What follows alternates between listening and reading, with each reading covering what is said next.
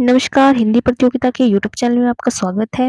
आज हम आपके लिए लेकर आए हैं महादेवी वर्मा का जीवन परिचय और उनकी साहित्यिक परिचय। तो वीडियो को ध्यान से देखें और एंड तक बने रहें। तो शुरू करते हैं। पहले है उनका जीवन परिचय।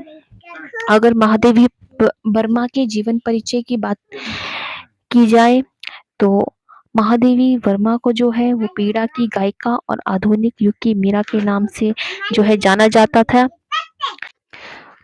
महादेवी वर्मा जी का जन्म जो है वो 1907 में उत्तर प्रदेश के प्रसिद्ध नगर फर्रुखाबाद में होलिका दहन के पुण्य पर्व के दिन हुआ था।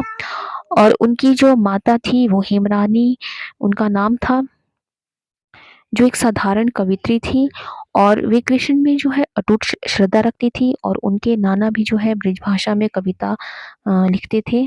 और नाना और माता के इन्हीं गुणों का महादेवी वर्मा जी पर भी प्रभाव पड़ा था।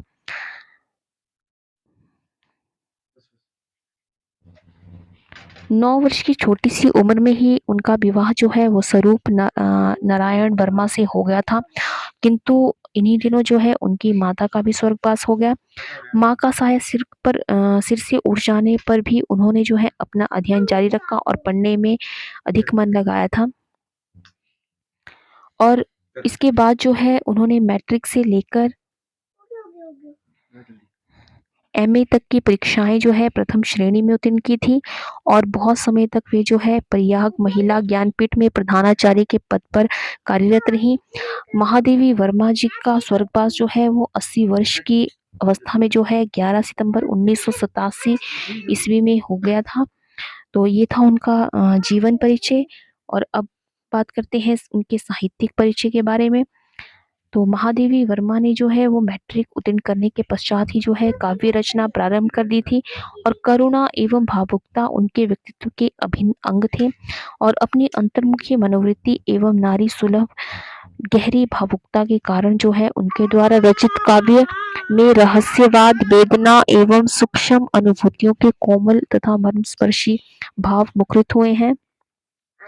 और इनके काव्य में जो है संगीतात्मकता एवं भाव तीव्रता का सहज तथा स्वाभाविक समावेश हुआ है। और इनकी रचनाएं सर्वप्रथम चांद नामक पत्रिका में प्रकाशित हुई थी। और इसके बाद जो है इन्हें एक प्रसिद्ध कवित्री के रूप में प्रसिद्धि भी प्राप्त हुई।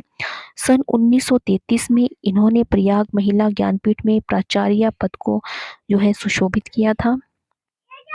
और इनकी जो काव्यात्मक प्रतिभा के लिए इन्हें से केसरिया और मंगला प्रसाद पुरस्कारों से भी सम्मानित किया था। और इसके पश्चात भारत सरकार ने इन्हें पद्म विभूषण की उपाधि से भी सम्मानित किया। और सन 1983 में इन्हें ज्ञानपीठ पुरस्कार से भी सम्मानित किया गया। इसके बाद इसी वर्ष इन्हें उत्तर प्रदेश सरकार की ओर से भारत भारती पुरस्कार प्रदान किया गया। और प्रसिद्ध समालोचकों ने इन्हें आधुनिक युग की मीरा नाम से संबोधित किया है। इसके बाद अगर इनकी कृतियों की बात की जाए तो महादेवी वर्मा की जो रचना है निहार,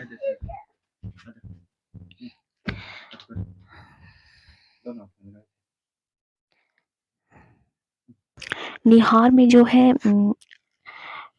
उनकी जो रचना है निहार, इस काव्य संकलन में जो है भावगीत गीत संकलित है। और इन उनमें जो है वेदना का स्वर मुखरित हुआ है। इसके बाद है रश्मि, और इस संग्रह में जो है आत्मा परमात्मा के मधुर संबंधों पर आधारित गीत संकलित है। निर्जा जो है इसमें प्रकृति प्रधान गीत संकलित है। और इन गीतों में सुख दुख और की अनुभूतियों को जो है वाणी मिली है। सांध्य गीत में जो है इसके गीतों में परंपरा से मिलन, परमात्मा से मिलन का आनंदमय चित्रण दिखाया गया है। और दीपशिखा में जो है रहस्य भावना प्रधान गीतों को संकलित किया गया है। और इसके अतिरिक्त अतीत के चलचित्र, स्मृति की रेखाएं, श्रृंखला की कड़ियां आदि इनकी गद्य रचनाएं हैं। और यामा नाम से उनके विशिष्ट गीतों का संग्रह प्रकाशित हुआ है। संधिनी और आधुनिक कवि भी इनके गीतों के संग्रह हैं। इसके बाद अगर इनकी काव्य की भाषा शैली की बात की जाए तो महादेवी वर्मा जो है की भाषा शुद्ध खड़ी बोली है और जिसमें संस्कृत के तत्सम शब्दों का प्रयोग हुआ है और भाषा में काव्यात्मक चित्रमयता सर्वत्र देखने योग्य है। इसकी गद्य रचनाओं में भी काल की चित्रमयता, मधुरता और कल्पनाशीलता विद्यमान रहती है, जिससे पाठकों को एक अनोखी आत्मीयता के दर्शन होते हैं। शुद्धों का चयन, शब्दों का चयन और वाक्य विन्यास अत्यंत ही कलात्मक है। गद्य में विलक्षणता के पुट से एक मधुर व्यंग्य की सृष्टि होती है। भाषा संस्कृतनिष्ठ होने पर भी उसमें शुष्कता और दुर्बोधता का अभाव है और भावों को अभिव्यक्ति में आपको अद्वितीय सफलता मिली है। और इसके बाद अगर उनके पुरस्कार और सम्मान की बात की जाए तो जैसे कि पहले भी मैं बता चुकी हूँ कि महादेवी वर्मा को जो है मंगला प्रसाद पारितोषिक भारत भारती के लिए मिला था, जो उन्हें 1943 में मिला था। इसके पश्चात महादेवी वर्मा को 1952 में उत्तर प्रदेश विधान परिषद के लिए मनोनीत किया गया और 1956 में जो है इन्हें भारत सरकार ने साहित्य की सेवा के लिए पद्म विभूषण भी दिया था। और इसके पश्चात महादेवी वर्मा को मरणोपरांत जो है 1988 में पद्म विभूषण पुरस्कार दिया गया। महादेवी वर्मा को जो है 1969 में विक्रम विश्वविद्यालय, 1970 में कुमायूं विश्वविद्यालय नैनीताल, 1980 में दिल्ली विश्वविद्यालय तथा 1984 में बनारस हिंदू विश्वविद्यालय वाराणसी ने इनको डीलिट डॉक्टर ऑफ लेटर्स की उपाधि दी थी। और महादेवी वर्मा को जो है 1934 में नीरजा के लिए सक्सेरिया पुरस्कार दिया गया और 1942 में स्मृति की रेखाओं के लिए द्विवेदी पदक भी दिया गया। यामा के लिए जो है महादेवी वर्मा को ज्ञानपीठ पुरस्कार भी मिल चुका है। तो ये इनके कुछ पुरस्कार और सम्मान थे जो इन्हें मिल चुके हैं।